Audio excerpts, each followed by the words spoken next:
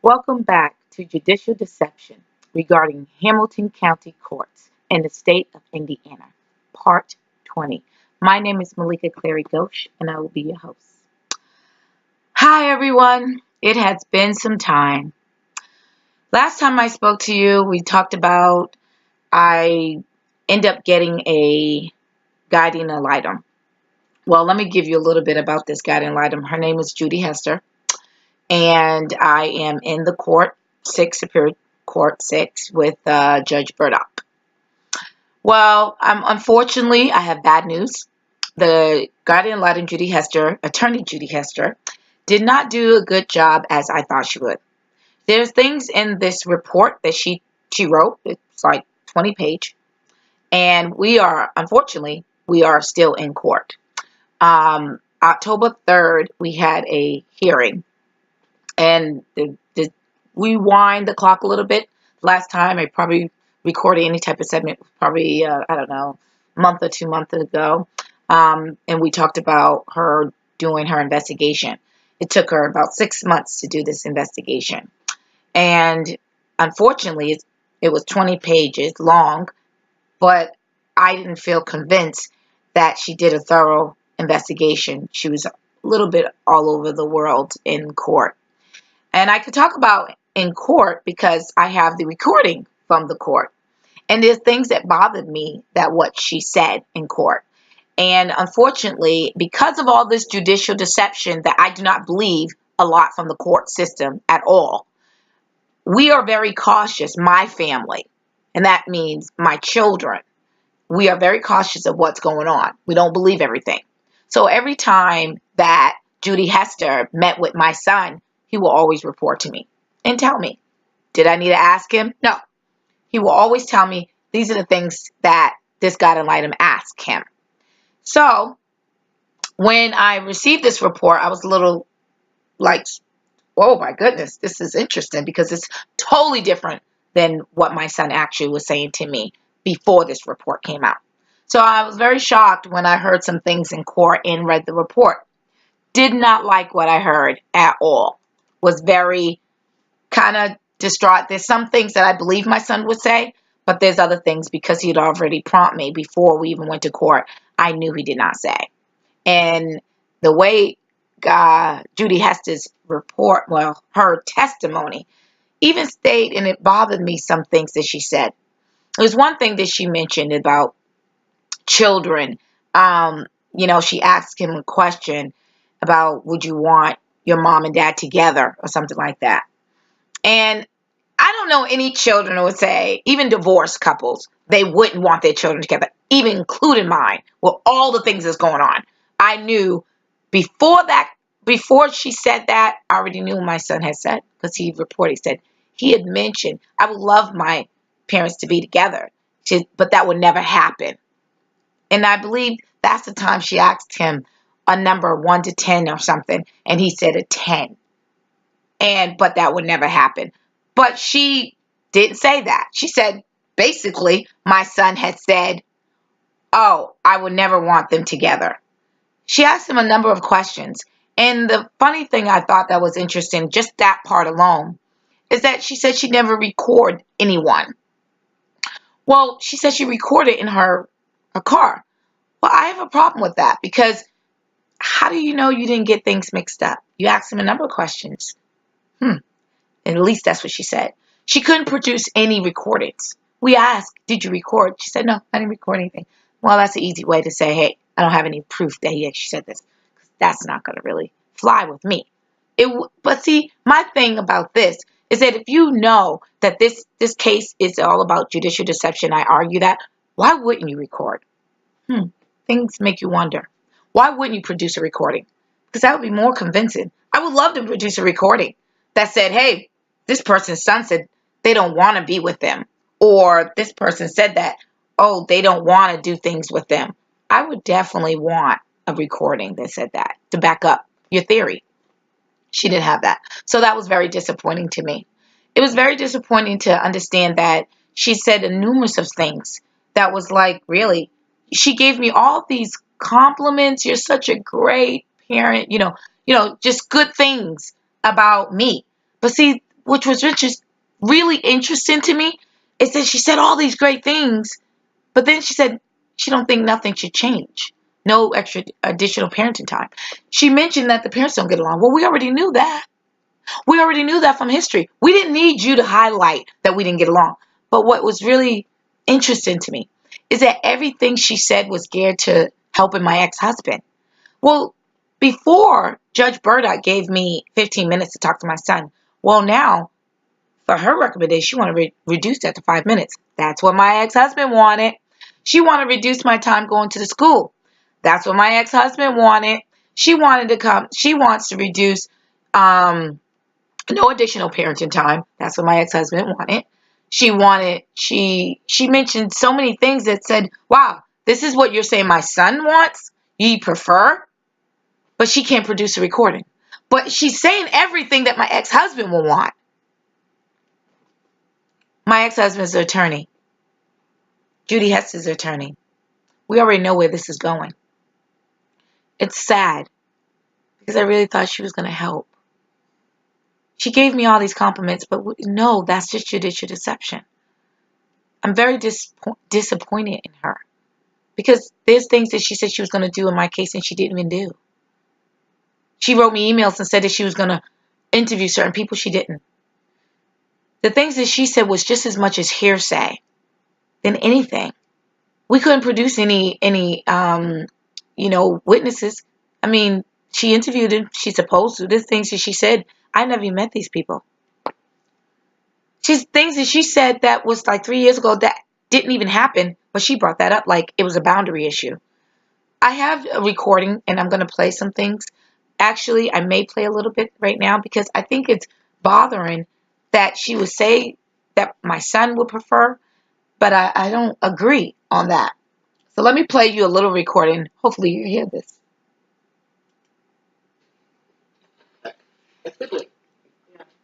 And during that line of questioning, this is my attorney. I was kind of drawn one of the comments that you had reported that he indicated he preferred for his parents to never be together.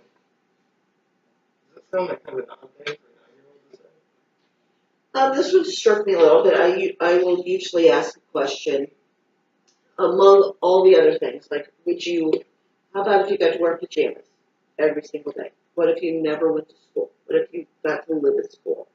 And then I'm like, okay, what if you saw mom every single day? And then what if you saw dad every single day? And I give them all these different things. And I can't remember exactly how that came up. No, I probably did say, what if they, mom and dad lived together, just to play all kinds of things. And he was very adamant. I want them together, never together. So yeah, I put that in there because it struck me a little bit. Because sometimes people say, I wish they would live together. I wish they lived together. And this one was no. I think he also indicated in that same line of questioning that he likes or loves his asses. I have a problem with that. Just that. She's like, this one said, no. My son doesn't even act like that. He knows the way me and his father is. He definitely would not agree with that. But like I said, he already spoke to me and told me 1 to 10. She said 10. He said 10. And I'm like, wow, this is what she said. So all these little scenarios she gave to him, she asked him these questions. Couldn't it be that she got confused? Or that's just judicial deception, what she wanted to take out of it.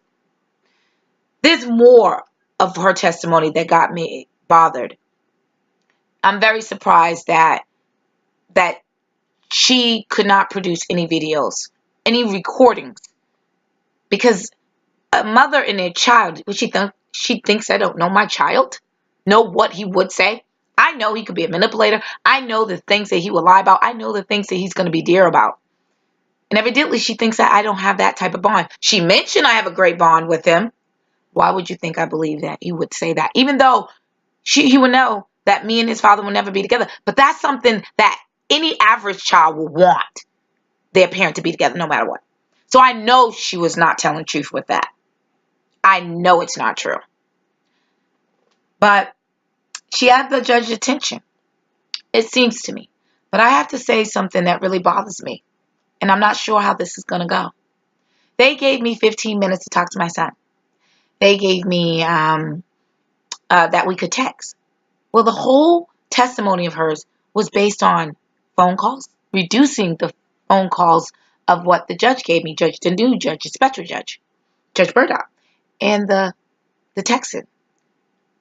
What's really interesting about this is that this is something that judge gave me. So I'm wondering, is this what they did 6 months ago? They wanted to give me something and didn't come back and take it back. And is this all a setup? I'm not sure. Because I know judicial deception. I know this woman, Judy Hester, she smiled in my face. She smiled in my child's face. She smiled in my family's face. And she did exactly what we thought she was going to do. We're not surprised. I'm not surprised. I'm disappointed that she went with everything my ex-husband would want. It's so sad that we thought we was getting God in line to look at the best interest of my son, not my ex-husband. How do you think the best interest is my son is, oh, don't force your child to speak to his mom? No one's forcing nobody.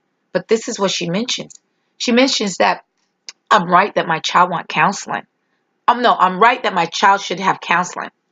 I laugh with that because she said, I didn't find behavior problems and I didn't find him to be depressed.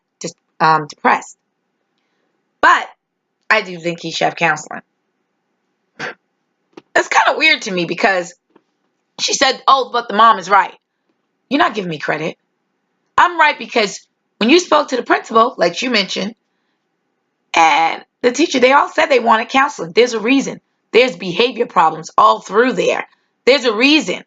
She mentioned, oh, I don't see depression. I see stress. Well, I have to let you know that a definition of basically when you talk about stress, it's all related to mental burden. Depression is in there. Distress is in there. Stress is in there. Trouble, worry, all that is related to mental burden. When we ask her that question about, why would you think stress or anything? Well, it was an objection because she's not a psychologist. Well, you're right. You're not a psychiatrist or a psychologist, but you are an average lawyer, which you could have looked up the definition and you realize mental burden. I'm sorry. I'm not happy about this situation at all. I mean, she sounded like she was going to be nice, and I don't have anything against her. What I do have against her, I mean, personally, I don't. What I have against her is that she was hired, basically, to do a job to help this family. How do you really think you helped? You're worried about, basically what she's really worried about is Texas and reducing phone calls in Texas and reducing more of just anything with the mom involvement. So why would I think that would be from her? I would think that's what my ex-husband want. She did everything my ex-husband would want. It's very sad that she did this like this. I'm very disappointed. I don't know what this judge is going to do. I have no idea. But I know by the way we left it 6 months ago, she said, well, when you get the report, basically, this was it.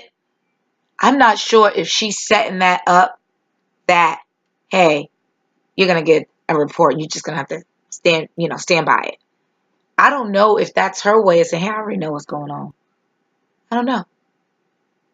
She didn't do anything really bad before. She's always been fair to understanding of what she does. But they all say, different attorneys say that when a guidance line sends in a report, this is what the judge is going to do. Well, I have a question to that. If this is the case, why do I need to go to court? Judge Judy Hester must be the judge. But we're going to find out soon if this is the case. If Judge Burdock has her own decision or Judy Hester is is to control her. Because what she wrote was just about hearsay. There's things in there I do not agree with, and I do not believe my son will ever say. Ever. And I believe she should have produced a recording because I argue about judicial deception. I believe she should have. And she didn't. And everything that she said was more geared to my ex-husband. So I'm very sad to say I'm not happy with this. I don't believe everything I read. And what she did, we're just fighting about it. We're fighting against it in court. But she said great things, but no change. How can you give a parent so many compliments? No change. And there's questions she asked, and I will report. I'm going to make another segment again to tell you more about what she said, because unfortunately we have the tape, so you can pull it up. It's public. This part is public. But there's stuff that my son said before this report, and I don't believe it of what she's saying, unfortunately. And I mentioned that in court.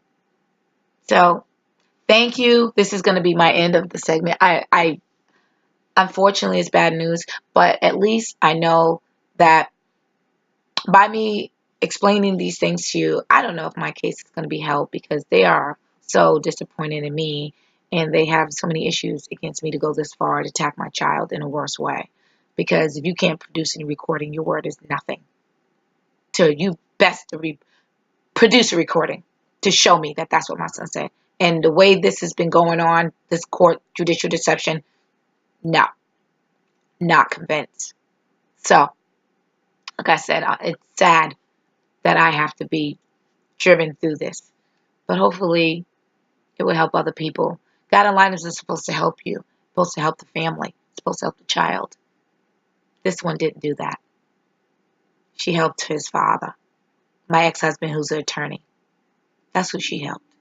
She didn't help my son. If she thinks she did, she didn't. That's not the best interest. No, I don't agree with that. So I'm going to end my segment today. Thank you for tuning in. Please, you've been sending emails. I appreciate all the support. My phone number is 617-388-8637. My email again is potpourri55@hotmail.com. I will be passing out flyers about the YouTube videos. I expect people to review them. And only because it will help you in some things that you don't know. Maybe some things you do know. But I would like to help as many people as I can. I don't know about my situation as much because the stakes are so high. Evidently, everybody's an attorney except me, paralegal. Just out there fighting law. But I do believe in the law, and there is some good people. And I am praying that this Judge Burdock is not with this. I hope she sees through this. But if it's just a view to say, hey, we gave her, got to light them, hey, this woman's just a trouble person, then she's going to get her out with this report. And unfortunately, that's what I don't care for, because all this looks staged. I'm sorry to say, but it does. But I'm hoping that she proved me wrong. I'm really hoping that she's proved me wrong. So far, everything that Judge Burdock did was explained. But right now, it just seems staged to me. And this is figures. So I'm just hoping. So pray for me. If you're religious, great. If you're not, still do whatever you do to get you in high spirits. Or what you could do for someone else. But thank you for tuning in very much. And until we meet again, have a nice day and enjoy. Thank you so much for tuning in.